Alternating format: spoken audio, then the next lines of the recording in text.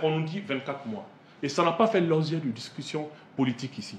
Les gens me sortiront l'argument des assises nationales de la refondation, mais les assises ont parlé de 6 à 5 ans sans parler de chronogramme. Les assises n'ont pas traité le chronogramme. Le chronogramme devrait être traité par l'exécutif et la classe politique. C'est ce qui manque aujourd'hui. Donc ce qui est important, c'est que le Premier ministre, par rapport à ce 24 mois, d'abord il y a des limites. D'abord, son ancien programme est périmé. S'il y a 24 mois, ce nouveau 24 mois doit être présenté au niveau du CNT. Ça, ce n'est pas fait. Et si tu commences l'application sans le présenter devant le CNT, c'est que ce n'est pas légal. Ça, c'est un premier. Deuxième niveau, ça n'a pas fait l'objet de discussion au niveau avec la classe politique. Qu'on le veuille ou non, le pays et les élections concernent en premier les partis politiques. Les réformes concernent aussi les partis politiques. Donc, mieux vaut discuter avec eux et s'entendre que demain créer des problèmes. Parce que vous savez, beaucoup de personnes ne le comprennent pas. La politique, c'est plusieurs jours. Okay. C'est quand vous êtes en position de force que vous devez travailler à créer un consensus autour de vous. Vous ne devez pas attendre d'être en position de faiblesse pour aller rechercher les gens. C'est ce que beaucoup d'acteurs politiques font. Aujourd'hui, j'ai l'impression que les autorités pensent qu'ils sont en position de force, le peuple est avec moi, je m'en fous des politiques, ils n'ont pas participé aux assises, on les met de côté. Mais la politique, c'est un combat de longue haleine. Aujourd'hui, vous êtes avec le peuple, mais le peuple peut changer d'avis pendant un bon bout de temps. Donc, les compromis, on les prépare aujourd'hui. Le consensus, on le prépare aujourd'hui. Au moment où on est en position de faire force, c'est là où, avec humilité, avec exemplarité, on s'approche des autres pour que, ensemble, vous puissiez vous entendre sur un chronogramme et que vous puissiez sortir. Le Mali, aujourd'hui, a besoin de consensus sur tout. Et ce consensus, c'est les autorités qui peuvent le construire.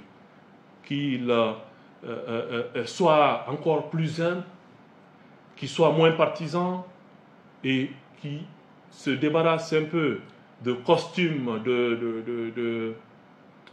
d'appartenance à un mouvement, mais que les autorités, qu'elles s'ouvrent véritablement à tout le monde et qu'ensemble, main dans la main, on puisse conduire ce processus de façon vraiment paisible. Parce que ce que les gens oublient, la transition, dans sa première phase, a été très critiquée. Il y a eu assez de mouvements. Parce qu'à un moment, le M5 n'était pas d'accord. Le M5 a critiqué la première phase de la transition. Ça n'a pas été aussi tranquille que ça. La deuxième phase de la transition, il y a eu le cadre de partis politiques pour une transition réussie, qui n'est pas opposé à la transition, mais qui a eu beaucoup de mésententes entre les autorités et le cadre, parce qu'ils ne s'attendaient pas sur la vision et le cap à donner à la transition. Nous devons faire en sorte que cette troisième phase qui s'ouvre, que ce soit une phase beaucoup plus paisible pour le bonheur de nos compatriotes. Le Malien qui est au centre, qui voit qu'on s'entre-déchire ici. Le Malien qui est à Farabou, qui voit qu'on s'entre-déchire ici, ce n'est pas une bonne chose. Donc nous avons intérêt, acteurs politiques, autorités, pour montrer en fait une plus grande maturité à construire un consensus, à nous entendre pour que véritablement on puisse sortir de ça. Oui, alors certainement au niveau de la sécurité aujourd'hui, il y a un peu... il y a des résultats visibles au niveau de la sécurité. À ce niveau, qu'est-ce que...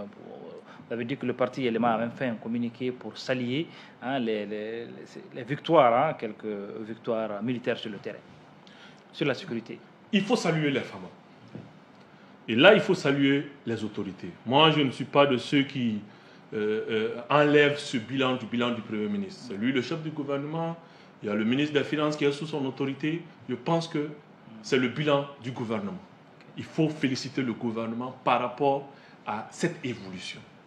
Mais cette évolution, nous l'avons dit, c'est une évolution. Mais pour que ça ne soit pas une chimère, il faut faire en sorte qu'elle soit accompagnée par une présence constante. Ça veut dire que si on récupère un territoire, il ne faut pas que l'armée parte complètement. Il faut quand même que les services sociaux de base soient là.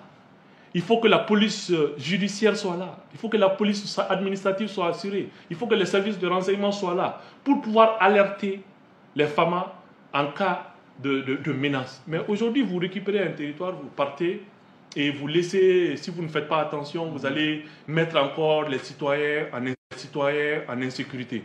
Donc aujourd'hui, il est important qu'on aille à la deuxième phase. Nous sommes en train de, la peur est en train de changer de camp. Les terroristes ont peur actuellement. C'est à nous aujourd'hui de récupérer notre territoire. Parce que le territoire, en le récupérant, c'est une nouvelle forme de l'État qui doit s'installer. Un État protecteur, un État qui donne de la santé pour tout le monde, un État qui ouvre ses écoles. Moi, j'étais vraiment scandalisé en sachant qu'à 15 km de Ségou, à Farako, que l'école est fermée depuis 2019 et que l'administration n'est pas présente. Ça fait mal. Aujourd'hui, il doit y avoir un plan, et c'était dans le plan d'action du gouvernement. Il doit y avoir